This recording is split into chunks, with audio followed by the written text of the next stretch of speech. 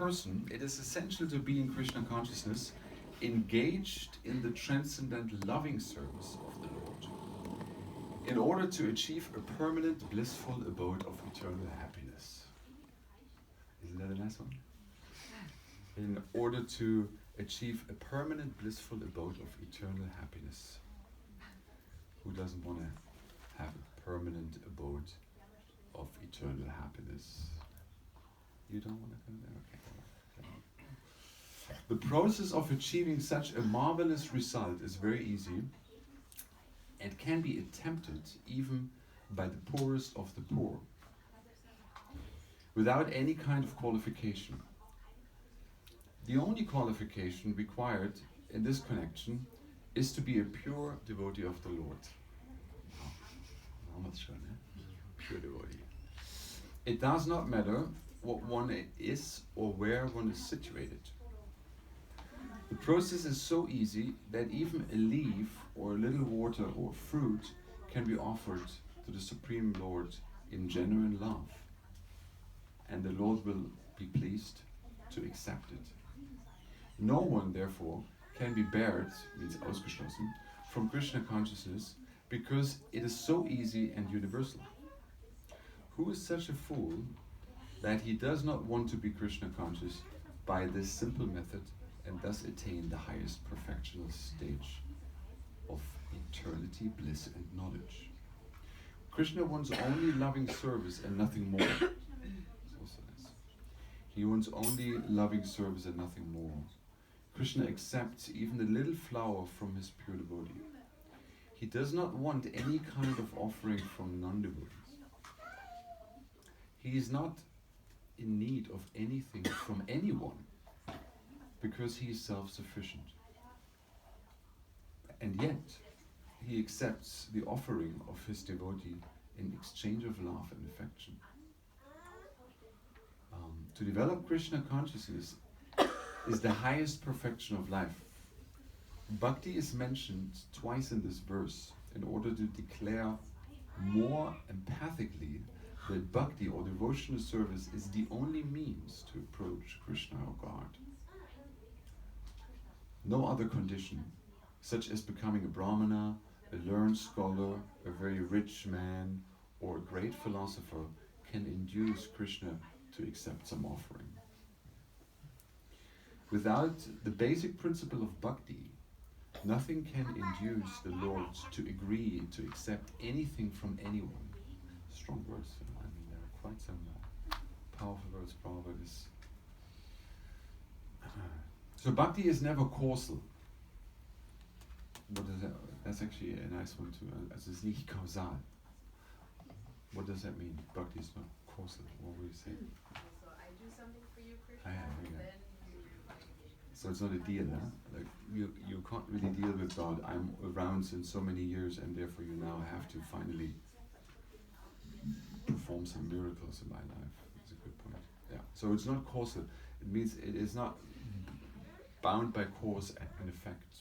There's no cause related to the effect of bhakti. That means it is being done without any motivation. I'll come to that. This process is eternal. It is direct action in service to the absolute whole. Here, Lord Krishna, having established that he is the only enjoyer, that was before, the primeval Lord, and the real object of sacrificial offering, in the verses before, he reveals what type of sacrifice he desires to be offered. So if one wishes to engage in devotional service to the Supreme in order to be purified and reach the goal of life, the transcendent and loving service of God, then one should find out what the Lord desires of him. That's another nice point, because we usually think of ourselves as a person, but as soon as we come to God, then we feel like, that's kind of an object I can either make a deal with, or it's an object I deny a personal taste or likes and dislikes. That doesn't mean that God necessarily likes what we like and dislikes what we dislike, but there is a liking and a disliking also on the absolute platform. And in order to understand that liking and disliking of God, that is the intimacy of bhakti. So we need to find out, what does God like? What doesn't, and what doesn't he like? That's the important part. So, he loves whatever he wants, exactly. So he said, right? If one wishes to engage in devotional service to the Supreme Lord in order to be purified and to reach the goal of life, the transcendental loving service of God, then one should find out what the Lord desires of him. One who loves Krishna will give him whatever he wants, and he avoids offering anything which is undesirable or unasked. Also interesting. So it's not about what I like, I want to offer to God, but it's more like what he likes, I will perform or I will do for him. So first I have to find out, what does Krishna like? What are his feelings, his priorities, his favorite dishes, his favorite clothing, his favorite fragrances. And then once we find out what he likes, then I can prepare things that he likes. It's a bit like, we just had Christmas, and there are always so many presents you kind of get, and you feel like it's nice, thank you. And that you see that person thought about what could possibly match to your psychological structure or physical structure, or to your beautician trend, and then you get something, but somehow or other. But then somehow or other, you realize already, okay, I anyway won't use that, so it comes somewhere in the back. Think of who can want that, so then you might give this to somebody else. But there are a few people who actually know you very well, and they give you something where you feel like, wow, this is really done with affection. That person really thought, what do I like? And that present is something special. Or you might have got many WhatsApp and emails like, Happy New Year and all of this, but you quickly realized which was just an automation thing. People just send to all their contacts, and I never reply to those, because I feel this is not really personal. Why should I now be personal if somebody else comes with a Zehnbrief? Then I should not be. So then usually I did not reply. But if somebody said, "Hey Muni, it's nice," somebody's very personal, hi pray me. Then I feel immediately like, oh yeah, that's nice. Then I have to wish something back. It's a nice exchange of love, but it has to be personal. So the Lord also, he's a person, he likes, transcendental loving person, things he likes, and whatever he wants, and we should avoid the offering what is not desirable by him or what is not asked. So thus, meat, fish and eggs should not be offered to Krishna. If he desired such a thing as an offering, he would have said so. So he would have said. But instead, he clearly requests that a leaf, a fruit, a flower, and water be given to him. And he says, of this offering, I will accept. Therefore, we should understand that he will not accept meat, fish, and eggs. Vegetables, grains, fruits, milk. We could argue about vegan, vegetarian, maybe that's not the right place, but let's say in that frame, when that was written, the cow was a happy cow. So, milk, water, they are proper food for human beings and are prescribed by Krishna himself. Whatever else we eat cannot be offered to him, since he will not accept. Thus we cannot be acting on the level of loving devotion if we offer such foods. So it is some devotion if we offer something we think is okay, but loving devotion, which is a distinction. There is a distinction between a loving devotional approach, if we know what the other person likes, and basically the distinction is between karma yoga and bhakti yoga. So karma yoga means I work whatever I like, and the fruits of my activities I offer to Krishna. Could be that I give 50% of my money each month. Could be that I buy fruits I like, and then I just offer it on the altar, and then I take it for myself. So there is a mixture of karma yoga. Karma yoga. But pure bhakti, as Krishna explains, the pure devotee always wants to find out what does the other person like, and that is what I want to offer. So, last paragraph. In the 3rd chapter, verse 13, Shri Krishna explains that only the remains of sacrifice are purified and fit for consumption by those who are seeking advancement in life and release from the clutches of material entanglement. Those who do not make an offering of their food, he says in the same verse, are eating sin. In other words, their every mouthful is simply deepening their involvement in the complexities of material nature. Bis für bis. The complexities of material nature. But preparing nice simple vegetable dishes, offering them before the picture of the deity of Krishna and bowing down and praying for him to accept such a humble offering enables one to advance steadily in life, to purify the body, and to create fine brain tissues which will lead to clear thinking. Above all, the offering should be made with an attitude of love. Again, Prabhupada is very strong on that point. Krishna has no need for food, since he is already possessing everything that be. Yet he will accept the offering of one who desires to please him in that way. The important part in preparation, in serving, and in offering is to act with love for Krishna. And the very last one, the impersonalist philosophers who wish to maintain that the absolute truth is without senses, means without senses, also without a mind, means without desires, without likes and dislikes. They cannot comprehend this verse of Bhagavad Gita. To them it is either a metaphor or a proof of the mundane character of Krishna, the speaker of Bhagavad Gita. So they think, like, because the Lord has a desire like me, so then he must be in total like me, so he also has to be a mundane, materialistic mindset of desires. Or that means, they would understand it in the way that is just an analogy. Like he likes things, but that is just an analogy for something else. So he likes fruit, water, and a leaf, but that actually stands for something. So they would symbolize rather those meanings.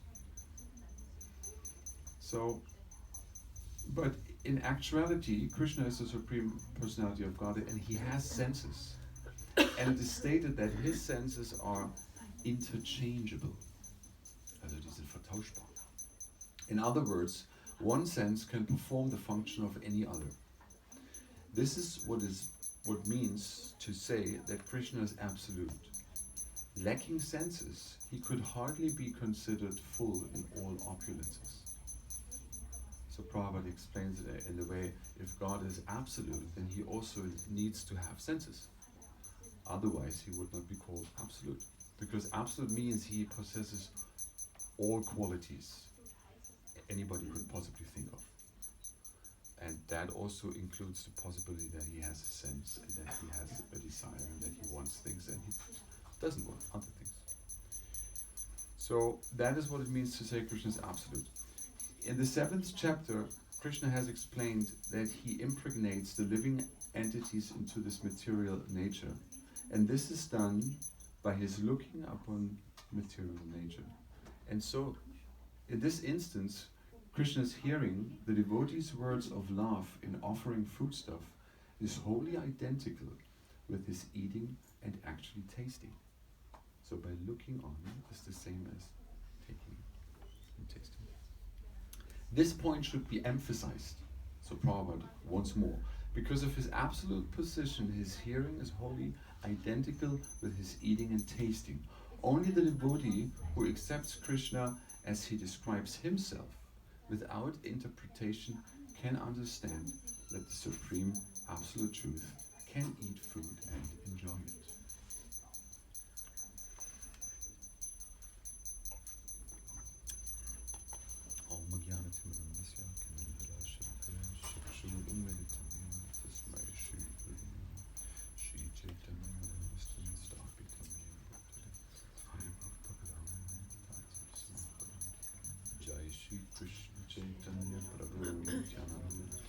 Advaita Gadadha Shivasari Hare Krishna, Krishna Krishna, Hare Rama, Hare Rama.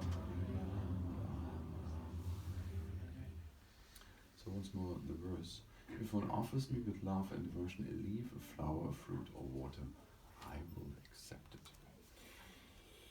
So, yeah, it's interesting. It's a nice verse because today I want to speak about the power of intention. And of course I want to make it interactive, so if somebody has some information he wants to share in that regard, we can either do it in between or in the end we can save some 10 minutes to get more into the interactive part. And I want to talk about what is intention and how we use our intention to perform pleasing devotional service for Krishna. You all know about if somebody is giving you a blessing or if somebody is cursing you. Probably had that experience. If somebody would say, come on, I hate you, then you know already in the way that person is saying, he doesn't really hate you. But if somebody really is emotionally hurt, and if somebody is really, I don't want to say it here, you know the difference, although the words are the same. Or somebody is blessing you, and he says, I wish you all the best. And you feel like, okay, thank you. Or you know the difference if somebody says, Prabhu, I really wish you that you can really, with your lecture, touch people's heart and you be an instrument of Krishna to change the consciousness of everybody in the room. Then you feel that blessing has another impact on you. Although it might be the same words, even. So what do? Words are usually carrier objects. So we have, like in medical backgrounds, maybe you know about homeopathy, where you have certain globules or water, and then these globules are carrier objects of what is actually the information we want to carry to that patient. So you have certain plant remedies, you have certain Bach flower remedies, let's say, and those remedies are as an informational content stored on those carrier objects. So in the same way, we use language as carrier objects. And we can say, I hate you, or we can say, I hate you. And these are the same words, but because the intention is different, the informational content is different, what you put underneath that words. Therefore, one time a person responds happy, and another time a person may be responding angry, because this is the same carrier object, but different information content. So, what do we need in order to have the right intention? I want to, build a little bridge today, and I want to point out 3 things we are needing according to Lord Chaitanya Mahaprabhu. It's bhakti, that's the main ingredient, it's vairagya, and it is jnana. So just keep that in mind. Bhakti, vairagya, and jnana. And during the time I will come to these points to connect them to the right intention we need. So these ones we need. So what I like about this verse very much, to start with, is that Krishna is mentioning we don't need very much. He's not saying you need gold. He's not saying you need jewels, rubies, diamonds, silver, 2 million cows, or 10,000 camels. You don't need to be opulent materially. Actually, he's pointing out that whatever you need, there is a leaf. Everybody has a leaf. Everybody has some fruits, flowers, water. People can afford it. It's not costly. So first of all, Krishna is making a very strong point. It's not about the form. It's not about the material object we are offering. You might have heard that in the previous yuga, in the Dwapara yuga, we are there was another process by which a soul could become liberated. What was that? Top are you there? Deity worship. So, and the deity worship being done was, if we read the Vedic scriptures, very, very opulent.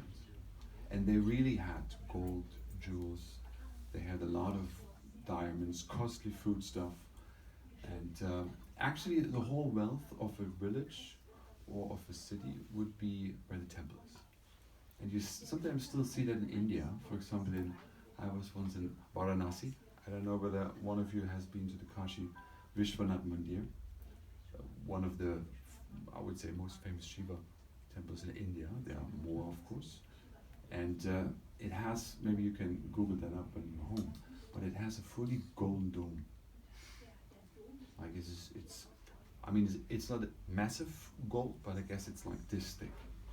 So it has a huge, you look at it and you feel like, wow, how is that? If one would sell that, would be a multi-trillionaire, I don't know. So, and that is just one example. Of course, in India, you sometimes have this still. Sri Rangam is also a very rich place, very opulent temple. Mostly in South India, that is more still related to the traditional Vedic culture.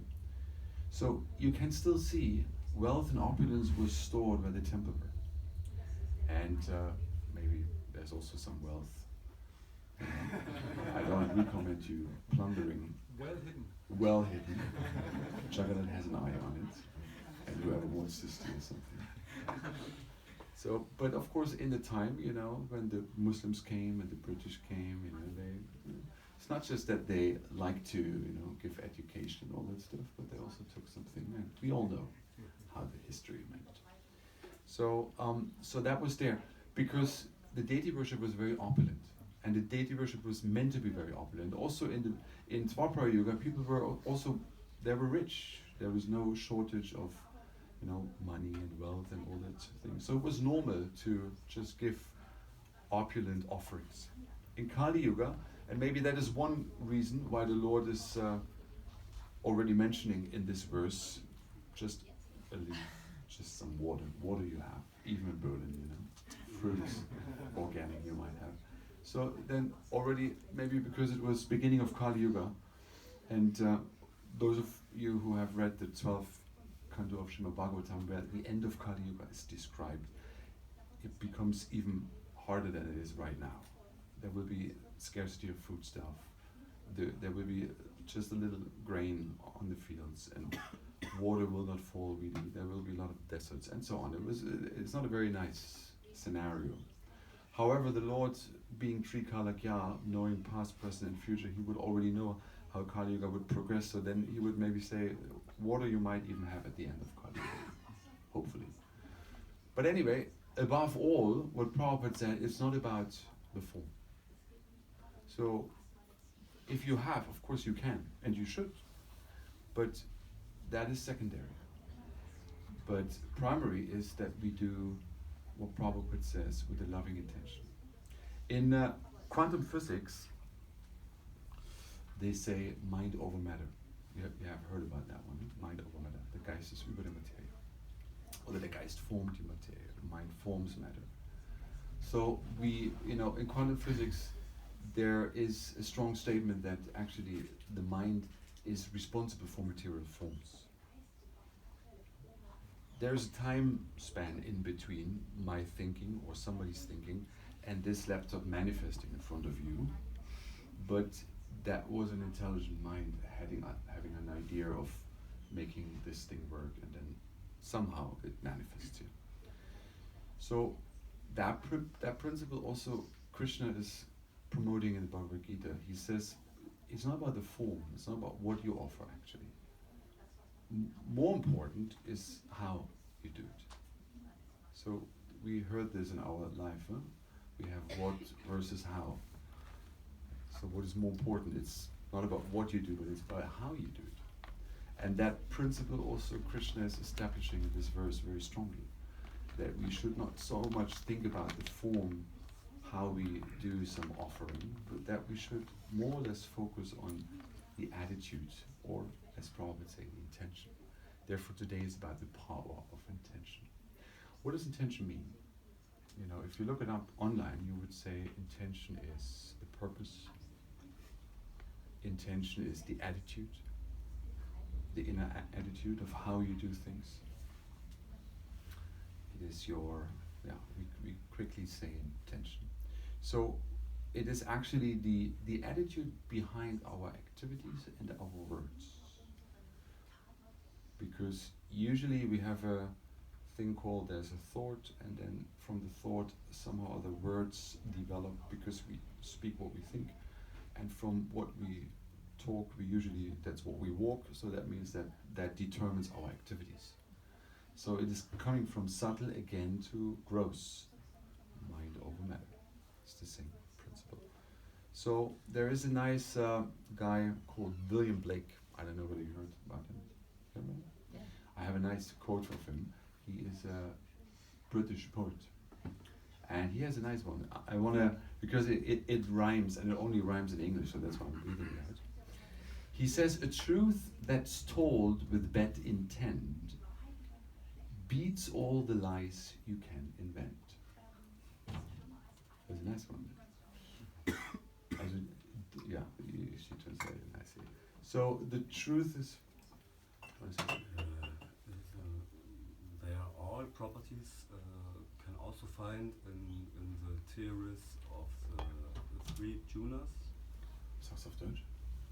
Also sind alle Eigenschaften, denen man so in der Materie begegnet, in den drei Gunas vertreten.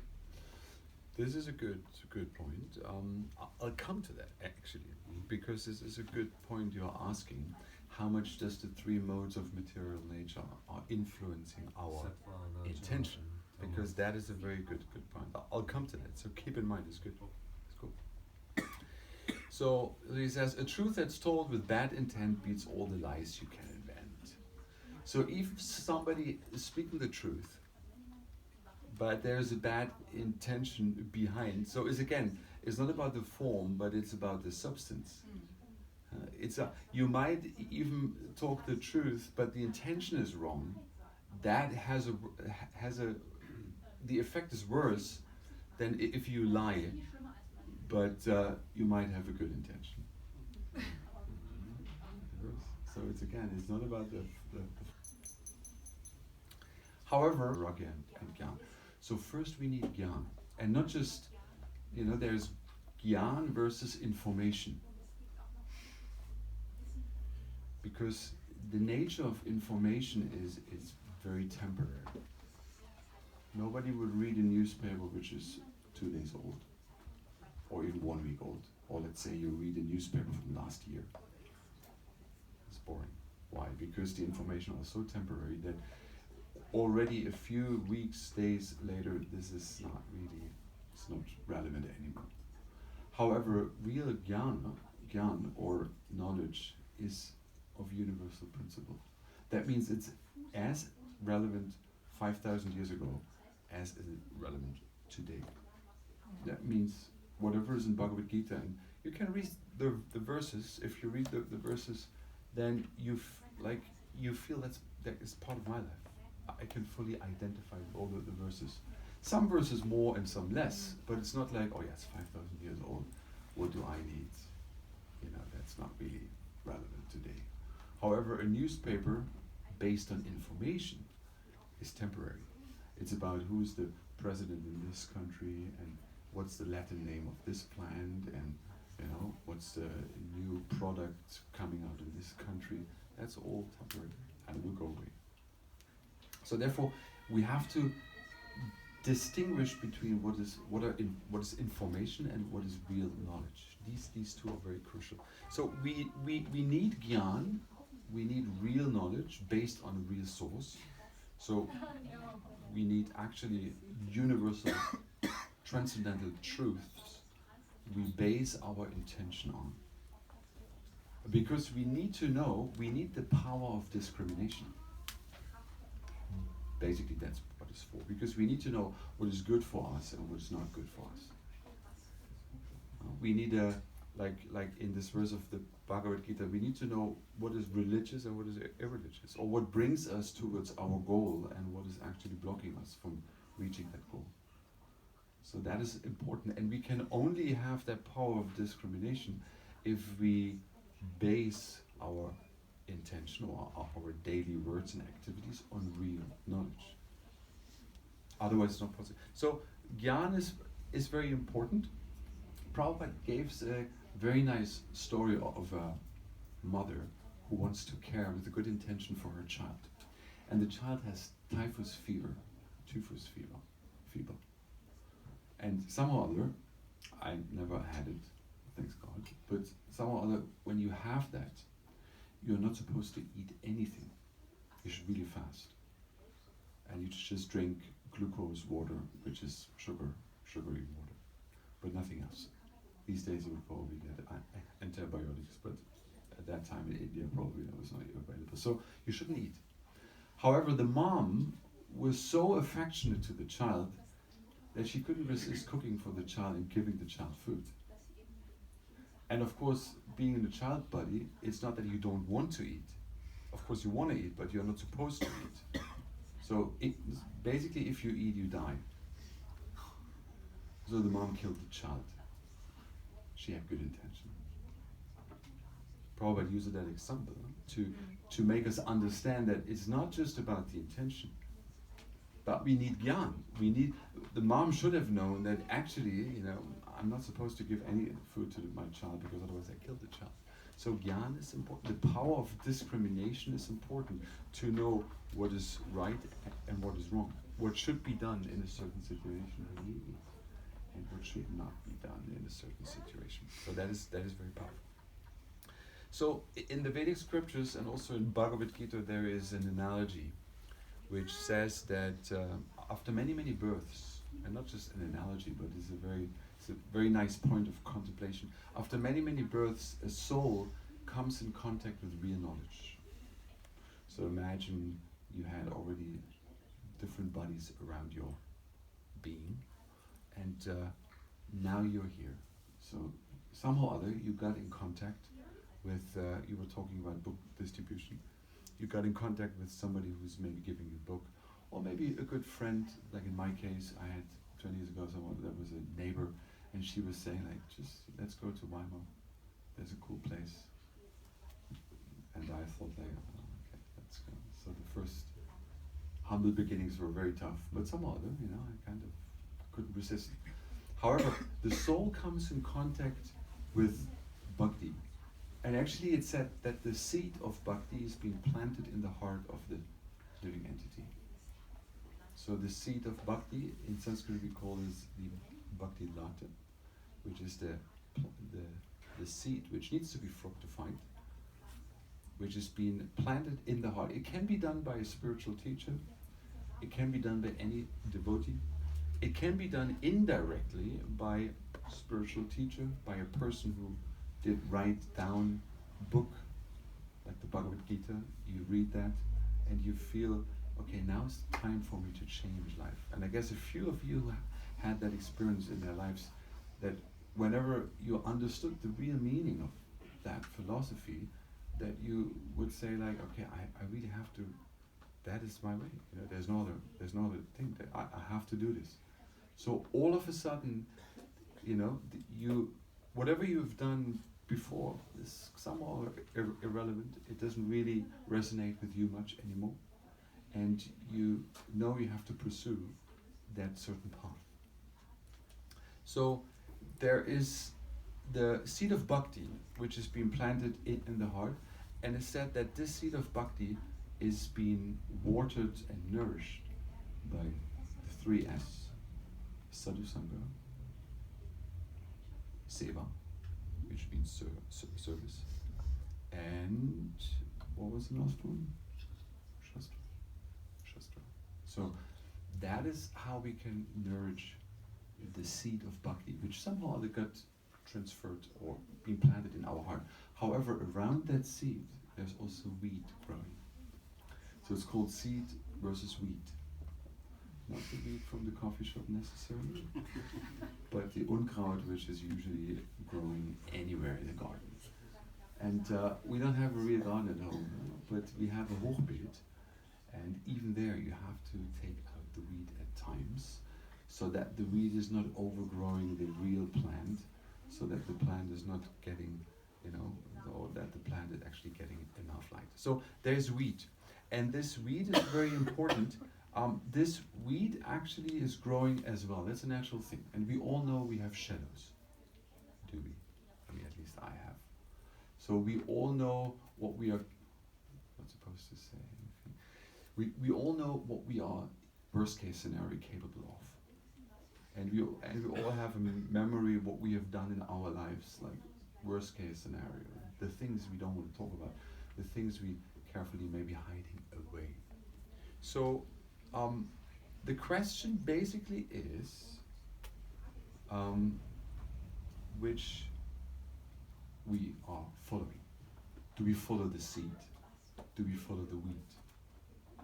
Do we follow, let's say, the seed is the good intention based on bhakti, and the wheat is the polluted mind connected with the ego, remember, which is related to selfish interests, where the outcome is destructive. So we can water the seed, we can water the wheat. It's up to us. In real life, that means which thought do I follow up? Or which thought do I give attention? There can be a thought of, maybe I want to smoke a cigarette. Do I give that thought power and attention? And there's a saying, where the attention goes, the energy flows. So whatever you focus on mentally, that there is a subtle reaction chain starting. And actually it's said that whenever we make a decision, it becomes a habit. Whenever we make a decision, even if it's once, of course once is not so bad as 10 times, but if we make a decision in life, whatever it is, good or bad, wheat or seed, that becomes a habit, a habituation. So we become habituated by our decisions. So basically, the question is, what do we water? Where do we give our attention? And of course, there is a cycle of reactions coming after that. So, if you smoke once, maybe that's fine. But if you smoke 100 times, it's already hard. If you smoke 30 years, to take away the cigarettes is a life-threatening situation. That person will probably beat you up if you take that away. Because that is so deeply ingrained in their personality that is the main part. So, however, in psychology, they sometimes say, yeah, but you have to also acknowledge your shadow sides. You know that saying, right? Like you can't just say, I'm just going for the good, and the rest is not there. To just not pay any attention to what is possible. So how do we deal with that? Because we all have a shadow, and to just say it's not there, to pretend it's not there, is also not honest. And if we press it down, suppress it, don't give any attention or energy to, then maybe that becomes an independent being and is actually catching us from behind, and then all of a sudden we find ourselves in a situation with a lot of, we make troubles which we never thought of we could ever do. So that also is there. So what is the deal in that? We have to, so it is about acknowledging that we have weeds. It's about integrating the weeds. But it doesn't mean that I have to live them out. It doesn't mean that I have to manifest them. Just because, in my childhood I killed a few insects, that doesn't mean that potential of killing is also there to some extent. That doesn't mean that I'm running around with a gun. I'm still following up that tendency. Still I can acknowledge and forgive myself for doing that, because it was part of that situation and time. However, acknowledging and integrating that in my personality doesn't mean I have to live according to now. So we have the free will to follow up wheat or seed. That is basically the will, the free will God and Krishna is giving everybody, every living entity, ever since. That we can make a decision, what do we follow? So, like a baby, for example, never really wanted to smoke. You don't have to convince a baby not to smoke. Basically, a baby doesn't know about smoking, so there is no way of convincing a baby not to do so. However, later on, due to sadhu sangha or asadhu sangha, due to ashastra, whatever you get the information from, and due to what was the last S? Seva. Yeah? You serve the wrong Lord. Okay.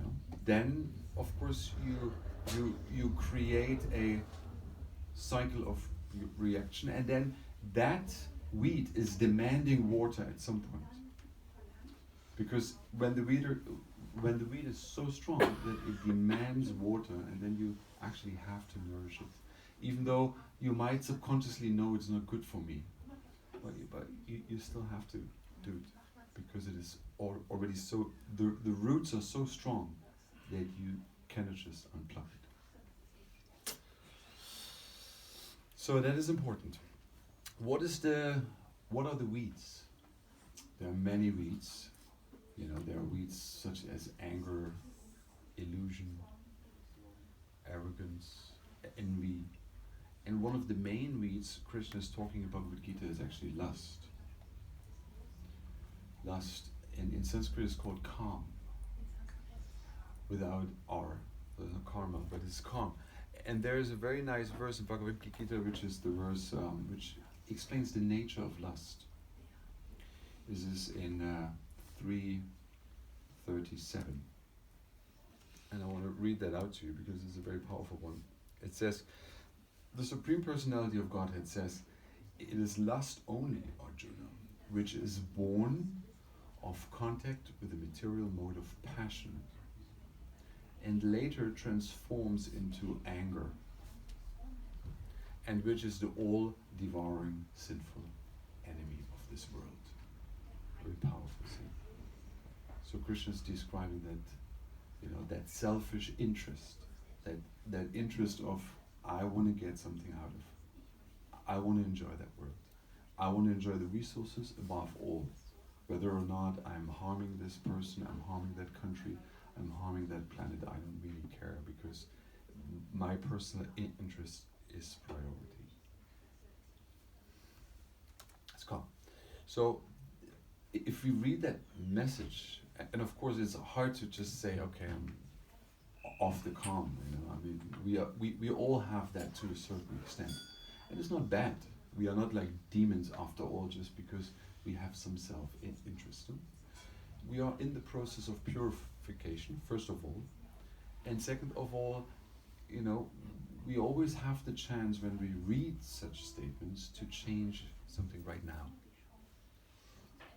Since many lifetimes, what we heard previously, we might already have different bodies, have had different bodies. So we might have already cultivated some weeds over many lifetimes, where the roots are very strong and where it's not very easy to just uproot them. So we shouldn't be too hard on ourselves just because we realize, there is a habit I don't like, but I cannot yet fully get rid of it. However, we should still try. So that is what the Lord is saying. If we read these verses, they're very strong, but they are meant for us to actually change a certain habituation right now, to replace that habituation with another.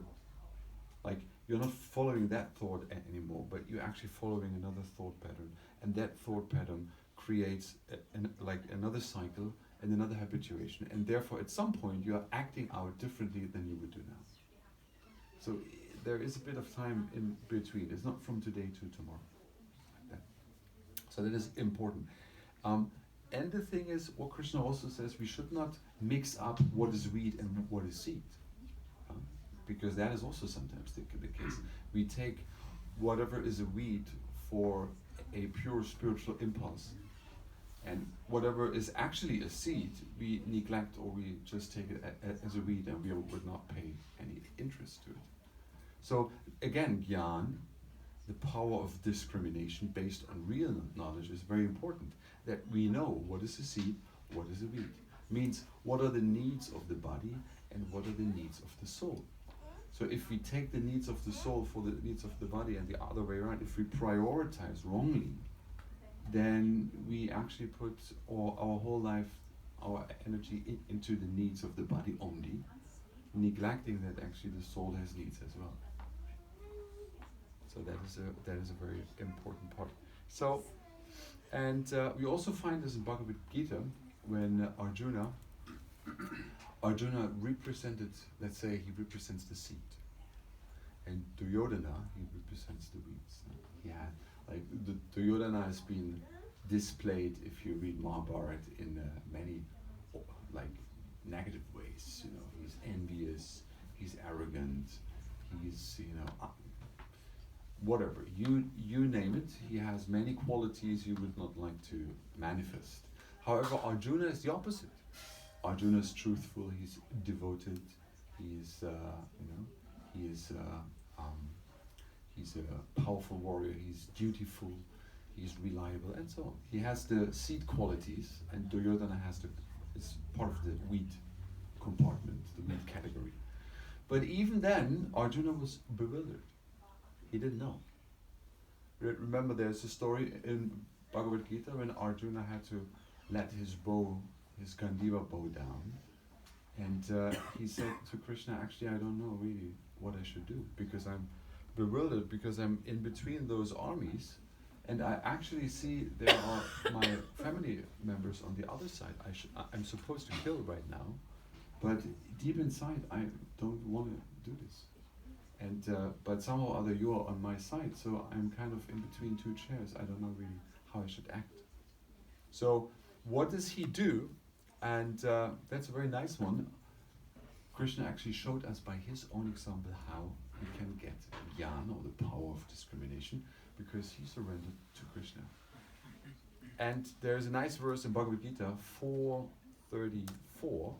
I'll read that out for you as well, because that is the verse where Krishna is telling how we should inquire real knowledge, or from where we should inquire real knowledge.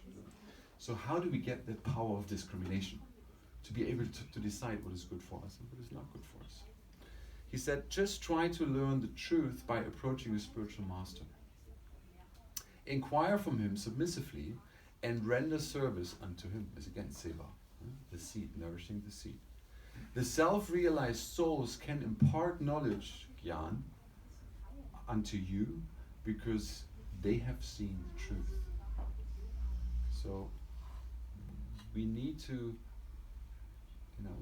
we recently had a lecture, I guess it was Buddha Bhavana, he spoke in Golokadam, where he said, how would it be to see the world from the perspective of Prabhupada? Remember that was one of his? So, like we see already what Prabhupada has manifested by his intention, by the way. But how if we would see the world from the perspective of a pure lover of God, of a pure servant of God, a powerful one. So, because we can't perceive the nature of reality such as those great souls can do, therefore we have to, what Krishna says in Bhagavad Gita, submissively inquire from them and render service. Means to be active about it. Not just to think about it's nice, but also to be active about it. And then the Lord gave Arjuna actually, he spoke the Bhagavad Gita, so that Arjuna, with the power of discrimination, could continue doing his duty. And one nice verse, he said, is chapter 2, verse 27. You see, nice verses. So I'm reading that one. Krishna says to Arjuna, one who has taken birth is sure to die. And after death, one is sure to take birth again. So therefore, in the unavoidably discharge of your duty, you should not lament. is very strong. So he also says in other places, all these warriors, they're actually all dead already, because Krishna says, make sure that those who are supposed to die, they will die. Whether you be an instrument of that war, that is your decision. But the outcome is already set, is already fixed. You can't change the outcome. So you can be an instrument to, be a means to an end, but the end is already fixed. So that is a very nice one, just to help us to understand. So now the real good intention, and now we come to where we talk about bhakti. So it was Gyan, and now we have the bhakti part. So the real good intention, of course, has to be based on what we said, on universal truths, on, let's say, divine paths. And the path, of course, we are following, because we understand the Bhagavad Gita as the essence of Vedic scriptures, is the path of bhakti-yoga. So the best intention can be achieved by combining or doing it in bhakti, with bhakti. So therefore, actually, this verse is very nice, where it says, if somebody offers me with love, a fruit, a flower, and so on. So it's not about the thing, but it's about how. It's about the bhakti. So the intention is very important, and there's a nice verse in CC, in Chaitanya Charitamrita, in the Adi in Adi 4, verse 165. This is a very powerful one, and that is one of my one of my favorite verses. It says, the desire to gratify one's own senses is called calm, but the desire to please the senses of Lord Krishna is called prema, love. So it's a very simple formula. We can make it more complicated, but of course the essence is very simple. So we can check ourselves, where are we standing along that line. So the desire to please one's own senses is calm. And we all have that. It's not that we are all pure devotees yet. Because the pure devotees, they would most probably be on the other end of the scale, where they would only please the senses of the Lord. However, we are somewhere in between. That is one extreme, that's the other extreme. We are somewhere along the way. And we know where to go. We need to know where to go. That is the pinpoint of the map. So that is a good verse to just check